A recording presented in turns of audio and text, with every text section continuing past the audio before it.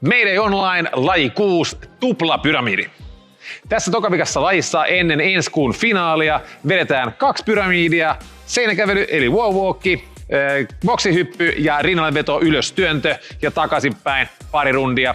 Rundien välissä 2 minuuttia taukoa. Elitellä ja Masters yleisöllä sama laji. Elitellä on sitten pikkasen enempi painoa ja vähän enempi toistoja.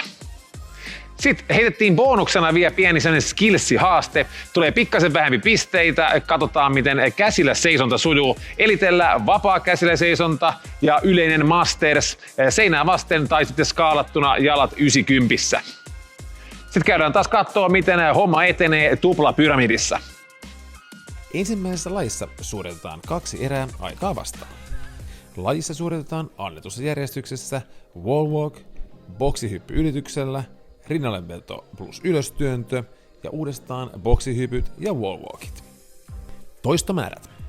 Wall walkissa yleinen ja Masters 10 toistoa, elite 14.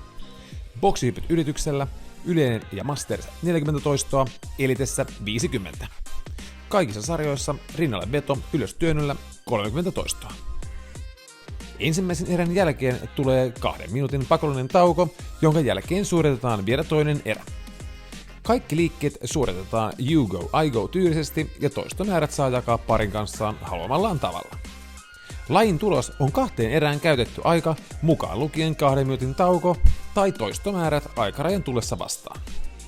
Yleisessä ja Masters-sarjoissa on tälläkin kertaa skaalattu vaihtoehto.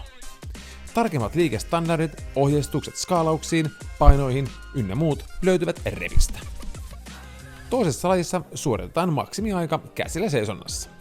Yleisessä ja Masters-sarjoissa käsillä seisonta suoritetaan seinää vasten tai skaalattuna 90 asteen kulmassa jalat boksilla. Elitellä on vapaa käsillä seisonta metri kertaa metri alueen sisäpuolella.